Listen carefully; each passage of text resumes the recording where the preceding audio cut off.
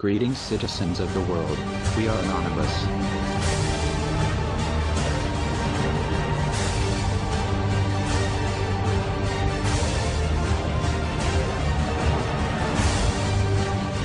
I have a dream.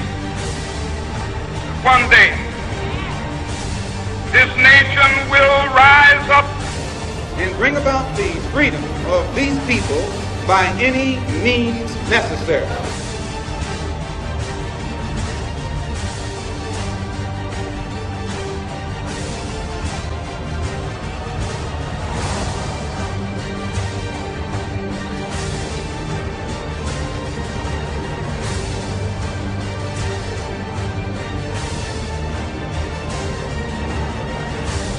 Together let us explore the stars and let the oppressed go free. And so, my fellow Americans, ask not what your country can do for you, ask what you can do for your country.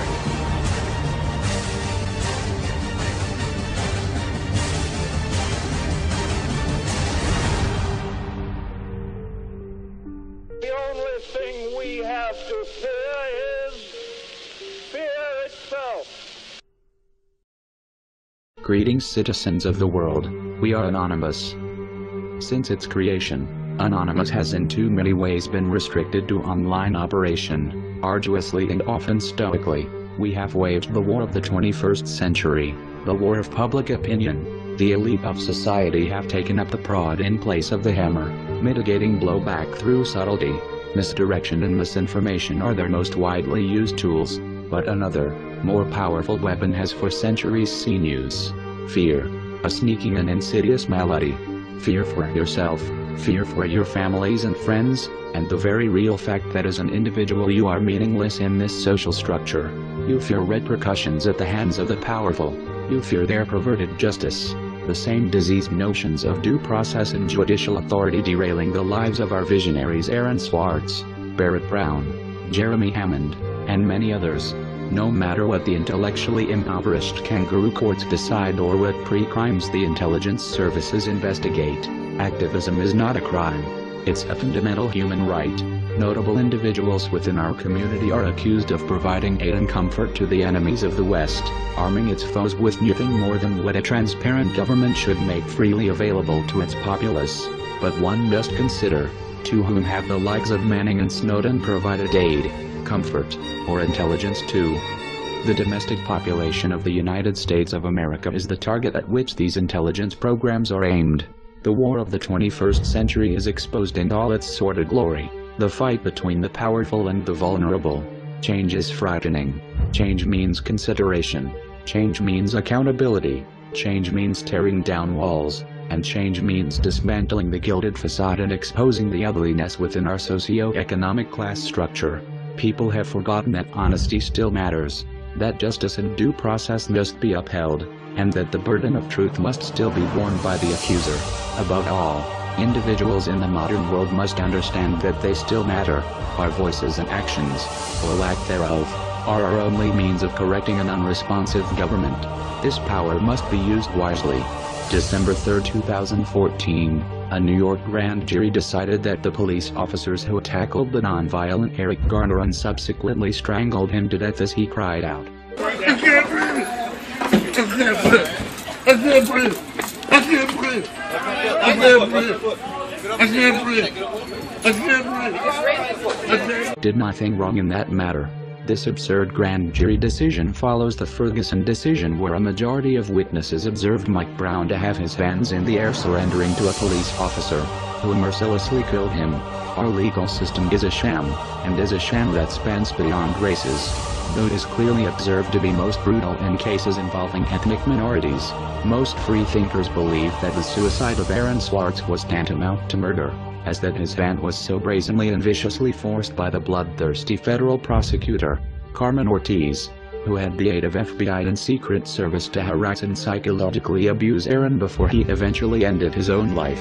On March 5, 2012, Jeremy Hammond was arrested for his involvement in the Stratfor leak, which brought holiday cheer to those in desperate need. Hammond, Also notable for his actions against neo-Nazis, Holocaust deniers, and violent anti-LGBT protesters, was denied bail by a partial judge whose husband was a victim of Jeremy's mischief and provided the same sort of sham trial that Barrett Brown will no doubt experience. Barrett Brown, a brilliant and witty journalist who documented among many things, the clever exploits of Anonymous and also the creepy exploits of a private security firm Stratfor, is as we speak in jail. He's in jail for pasting a URL that contained information about Stratfor, a private company that for some reason seems to have unfettered access to confidential government data including information pertaining to law-abiding U.S. citizens. Barrett Brown did this to allow honest investigators and other journalists like himself to learn more and tell the world about what's going on. In times of free speech-related activities, the local police in particular, as directed by Homeland Security, tend to put on hold their work protecting the public good, to instead work for the sole benefit of these protected classes, our world's bankers, financial policy makers, and environmental polluters. Western law enforcement agencies, through the orchestrations of their respective government officials, now resemble the militarized state polices seen under totalitarian regimes, who operate with complete legal impunity. Those who no longer act in the interest of the general public's well-being, but are instead beholden to their masters at the top, must be treated with the same harshness that treasonous actors against this nation were treated at the nation's inception. From the protected class of people working on Wall Street, to the actual murderers working in the protected police Stasi class, all these criminals must be held accountable for their aggression, greed, and the corruption they bring to the governments they entangle themselves in. But as a prerequisite to that problem's solution, the domestic populations of the world must be strong enough to recognize the problem for what it is. The domestic population's capacity for reasoning is directly under siege by the ever-consolidated global media empire. Thus Anonymous Publications is born, a publisher of literary and technical works, our first work being The Parade with the Drums, a children's book which allows parents the opportunity to discuss with their children the fact that they have been born into a vast society of human beings and that they have a right and obligation to participate in their self-governance. We will be supporting the protests against police brutality, impunity and cowardice in the following days. We ask that you do the same and to care and participate even more than is comfortable, because if you do not do this, nothing will ever change.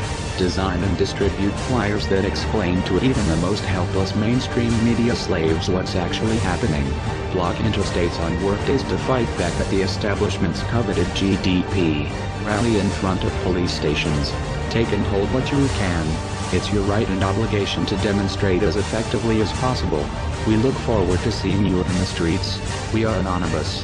We are Legion. We do not forgive. We do not forget. Expect us.